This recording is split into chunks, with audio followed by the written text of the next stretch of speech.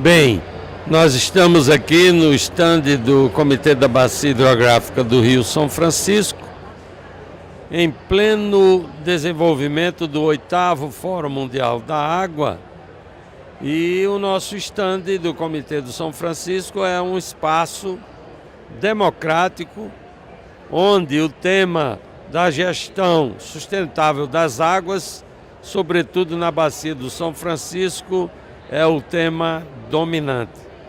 E nós, de acordo com a programação feita pela nossa área de comunicação, estamos inaugurando aqui uma roda de conversas. E o primeiro convidado dessa roda de conversas é o professor Dr. Valmir Pedrosa, hidrólogo da Universidade Federal de Alagoas, bastante experiente nessa temática, que vai nos oferecer hoje algumas, digamos assim, das ideias mais dominantes do grande debate do conceito de segurança hídrica. É um conceito hoje fundamental para quem atua nessa área e, portanto, ele foi convidado para brevemente, de forma muito didática, colocar para todos os ouvintes, para o nosso comitê principalmente, quais são os elementos constitutivos deste conceito de segurança hídrica. Portanto, professor Valmir, fique à vontade, né? Isso aqui é uma conversa, né, descontraída, mas você está no centro das atenções agora. Doutor Nivaldo, obrigado pela oportunidade. É um prazer estar aqui no Fórum das Águas, num ambiente tão rico como esse do São Francisco, com vários amigos aqui me ouvindo. Então, eu queria dizer que o tema segurança hídrica é um conceito recente e que envolve um conjunto de ações para garantir água em 4 dimensões. Uma dimensão é água para as cidades, a outra dimensão é água para a atividade econômica, a terceira é água para preservar o meio ambiente e a quarta e última é ações para prevenir catástrofes ambientais decorrentes do uso dos recursos hídricos, como enchentes e secas. Então o conceito, ele é um conceito que se tem 4 dimensões de ações integradas, né, inseparáveis para garantir a nossa segurança hídrica. Eu podia falar do São Francisco dando um exemplo de cada uma das dimensões. Então na dimensão 1 eu diria garantir água para as cidades que estão na Bacia do São Francisco, que ainda é um desafio. Então, obras, né, que levem água para as comunidades que ainda não têm esse acesso. O 2, a parte de atividades econômicas. E o que eu posso dizer é que hoje o tema tem 2 grandes forças. Uso eficiente da água e reuso. O São Francisco não pode perder essa oportunidade de cobrar um uso da água eficiente e principalmente o reuso. No tópico 3, eu diria que era a questão de preservar o meio ambiente. A Bacia do São Francisco passou com problemas graves na Foz, passou por uma grave na Lagoa de Itaparica, e uma medida que o CBH conseguiu construir, que vale a pena a menção, é a última resolução da ANA, em dezembro, construída numa parceria do CBH com a ANA para criar pulsos de vazões quando o Sobradinho tiver um certo nível de água. E isso é uma medida muito importante que visa devolver vida às lagoas marginais. E por último, o elemento 4, que é o elemento prevenir catástrofes, o que eu posso recomendar é a gestão de risco. Ou seja, ao invés de esperar acontecer o problema para reagir, é preciso antevê-lo, né? Ter previsões de clima, antever o problema para ter medidas que o combatam. Começando aí pelo último tópico, eu gostaria de lembrar o seguinte: desde 2013 nós temos uma seca muito grande no Rio São Francisco. Isso significa que o perímetro de inundação ele está sendo cada vez mais ocupado, porque faz muitos anos que nós não temos uma enchente, digamos assim, de grande porte, e as pessoas se acostumam a ir ocupando as áreas ribeirinhas sem a preocupação e sem lembrar que nós poderemos ter cheias novamente. Então eu tive uma informação em um último debate no Fórum da ANA que qualquer cheia que ultrapasse hoje 2.000 metros cúbicos por segundo, a jusante de Sobradinho, vai causar uma espécie de catástrofe. Imagine que já tivemos cheias com 10.000 metros cúbicos por segundo. Então o conceito de segurança hídrica começaria como por aí?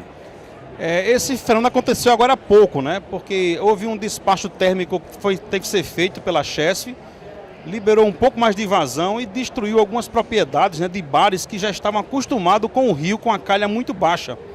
Então esse fenômeno que o senhor está narrando se assemelha às cidades brasileiras urbanas, né? A população vai ocupando o leito do rio enquanto não tem uma grande enchente, e quando acontece uma enchente que já é normal, acontece esse impacto. Então é preciso planejamento para evitar que a população torne a ocupar áreas que naturalmente o rio já ocupa. Então, o Comitê de São Francisco, inclusive, está se propondo a fazer 3 seminários, um no baixo, outro no submédio e o outro no médio São Francisco, exatamente para prevenir, né, a possibilidade desses eventos envolvendo, sobretudo, as prefeituras no planejamento, né, de tal forma que os perímetros de inundação não sejam ocupados. Mas eu queria colocar uma outra questão. Sempre que se fala em segurança hídrica, se remete à escassez de recursos hídricos e às estiagens na calha do São Francisco. Alguém chegou a dizer que na bacia do São Francisco, mais importante do que qualidade da água, o foco deveria ser na quantidade da água, que essa questão da qualidade, ela de fato ficaria em segundo plano. O meu entendimento é outro, mas o que o senhor acha disso? Qualidade versus quantidade, ou essas coisas têm que caminhar juntas? São indissociáveis. Não adianta brigar pela água se ela não vem acompanhada de uma qualidade necessária. Ou ela está muito poluída, que ela é impossível ser usada, ou os preços para tratá-la e torná-la potável são muito elevados. Então, esse debate a gente não pode aceitar. A gente tem que defender a ideia de que a gente tem que ter água em quantidade e qualidade. E numa questão como essa é fundamental que o Comitê do São Francisco, junto com o povo brasileiro, clame para que a gente tenha o tratamento dos efluentes que chegam até a calha desse rio.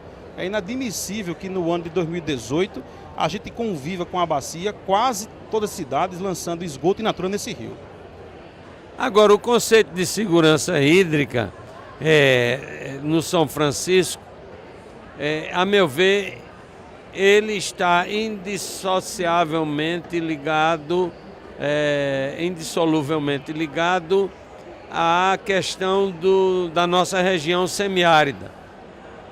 Mais da metade da bacia do São Francisco está na região do semiárido. Como o conceito de segurança hídrica dentro da bacia, ele é entendido, não é, nas áreas da bacia que estão fora do semiárido e naquelas áreas que estão dentro do semiárido.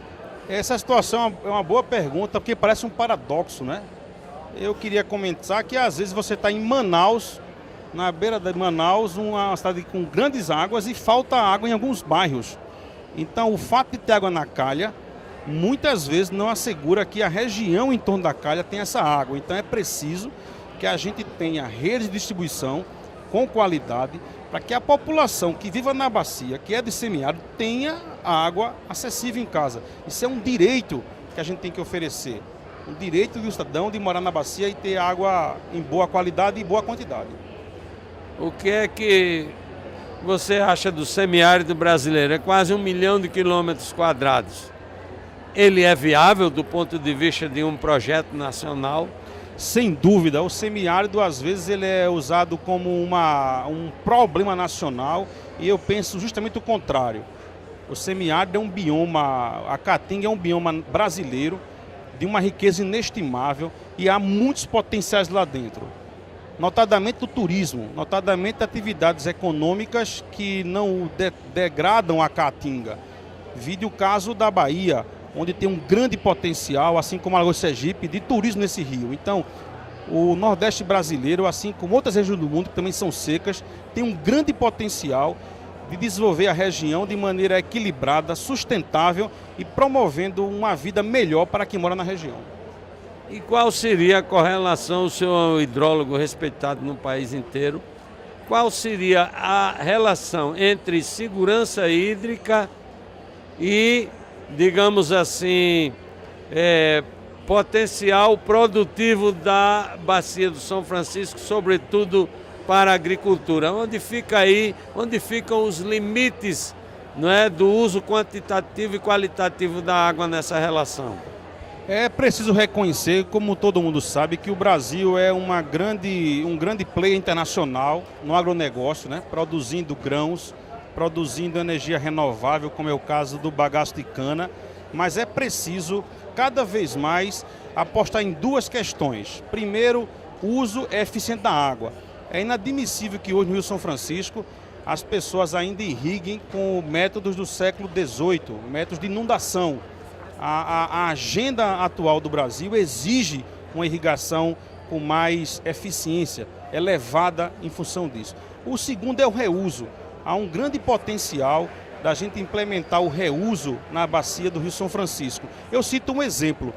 A água do São Francisco que foi para Campina Grande chegou no Boqueirão. Lá, a fábrica Coteminas assinou um contrato ano passado com a Cagepa, passando a receber esgoto da Cagepa para resfriar suas máquinas, deixando de usar águas do Rio São Francisco para resfriar máquinas. Então, a temática da eficiência, do uso da água com eficiência, né? Produzir mais com menos água e o reuso são estratégias fundamentais para o comitê e para a bacia.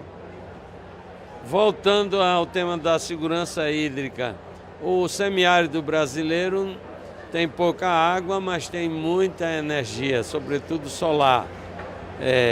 Mas também tem precipitação de chuva, capacidade de reservação. Mas como o potencial de energia solar é muito grande, para uma antevisão do futuro seria possível usar água dessalinizada do oceano. Com tanta energia solar, seria possível dessalinizar a água do Oceano Atlântico para usar no semiárido? Isso seria viável? Isso está acontecendo, digamos, nos países árabes atualmente. O tema da água do mar, né, sem o seu sal para as cidades, ela é marcantemente presente no Oriente Médio. 70% da água daquela região vem dessa fonte. No Brasil já se sinaliza que algumas situações gravíssimas, né, exijam isso, mas ainda esbarra no preço um pouco alto da água. Com relação à energia solar, a gente tem uma matriz brasileira que depende da energia dos rios, tem agora a eólica e a solar. Então a gente tem que fazer essa composição de energias para que a gente aproveite esse potencial. Mas eu acredito que ainda há muito caminho a percorrer para apontar que a solução do semiárido é a água do mar sem o sal. Sobre a questão da energia, eu lembro que há pouco tempo havia muitas resistências do setor elétrico de diversificar as fontes de energia, porque tratavam com certo, digamos assim, com certa menosprezo a energia eólica, por exemplo, e a própria energia solar. Só que em menos ou algo em torno de 5 anos, a energia eólica demonstrou que sim, que pode ser um componente viável, principalmente agora a energia eólica está salvando a pátria, né, na região Nordeste devido às grandes estiagens e à pouca geração de energia hidrelétrica. Será que o mesmo preconceito não está ocorrendo com relação à energia solar, que já poderia estar desempenhando um papel muito mais determinante na região Nordeste e no contexto do semiárido? Certamente a crise hídrica atingiu o setor elétrico. O relatório da Chesf do ano passado aponta que a Chesf, no último ano, produziu 13% de energia a menos do que 2015. Mostrando que o setor reconhece que a água está escassa. Agora é preciso que haja estrutura para incentivar o setor a desertificar a matriz. Então eu acredito que isso tem acontecido, especialmente com a eólica, e agora é a vez da solar. Agora, na visão de médio prazo para o setor, a expansão da eólica tende a ser maior do que a solar. Mas no mundo todo, especialmente na China, isso está acontecendo no maior nível do que no Brasil. Mas as duas, eólica mais solar, vão ganhar importância nos próximos 10 anos. Pode-se falar de segurança hídrica com um poder público que de fato não universaliza a implantação dos instrumentos da gestão na bacia? Não, isso eu aprendi dentro do comitê, que é a questão do pacto à legalidade. Essa expressão eu acho que ela se autoexplica e a decisão do comitê de investir nessa direção é fundamental.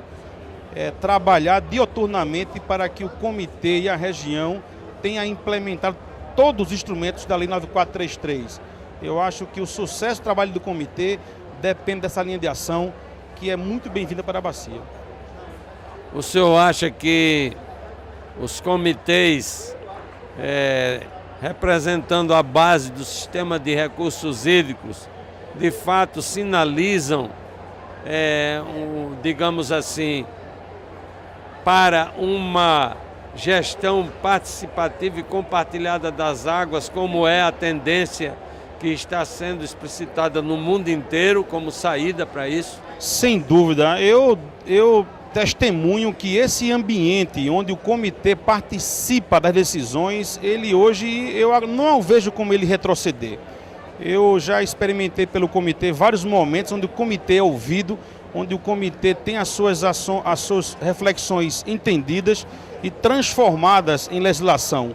Então eu acredito que isso é inquestionável. No passado, o padrão era o órgão federal ou estadual, né, decidia, comunicava e justificava. Hoje não é mais assim. Hoje ele reúne as pessoas, né, faz um diagnóstico coletivo, ele pactua ações e depois parte para avaliar e agir em função do que foi decidido. Então essa nova maneira de ver o recurso hídrico, eu acredito que a gente não vai voltar atrás mais. Essa é a linha do futuro, essa é a linha que garante uma gestão democrática e participativa. E finalmente, como o senhor avalia o modelo brasileiro de gestão de recursos hídricos? Que é muita gente que está recorrentemente colocando em dúvida esse modelo participativo, descentralizado, né, gestão compartilhada, democrática. Né? O nosso modelo já amadureceu a ponto de já começar a ser questionado em termos de sua substituição. Seria substituído por quê? Ou isso é apenas um discurso para, de fato, manter na gaveta a Lei 9433? Eu acredito que a gestão das águas democrática e participativa e descentralizada, ela não acontece só porque a lei assim o escreveu. É porque a natureza do problema, a natureza da complexidade do tema exige isso. É impensável que alguém num escritório, aqui ou acolá, baixando normas gerais, vá alcançar o objetivo que ele deseja. É preciso sair dos escritórios e pactuar com os usuários da bacia, onde o comitê é esse locus de negociação.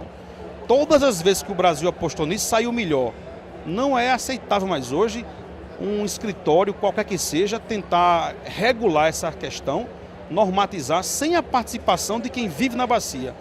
É simplesmente andar para trás. E esse não é só o Brasil. No mundo todo, a temática da água aponta para a participação do usuário, participação dos interessados. Isso não é um tema de um governo. Não há governo no mundo que sozinho, com a sua burocracia, com o seu orçamento, resolva o desafio da água que está posto atualmente. Eu queria agradecer a oportunidade. Para mim tem sido uma escola, o CBH, e eu como professor posso dar um depoimento que tudo que eu vejo no CBH se reverte nas minhas aulas que eu dou para os meus alunos. Eu acho que ganha os alunos, ganha eu, porque é uma visão muito atual e muito prática da gestão das águas. Então eu agradeço ao comitê sempre pela oportunidade e por estar aqui nesse fórum, já sabendo que o comitê é um dos pontos focais de todo o fórum aqui colocado. Muito obrigado pela oportunidade. Muito bom. Obrigado também.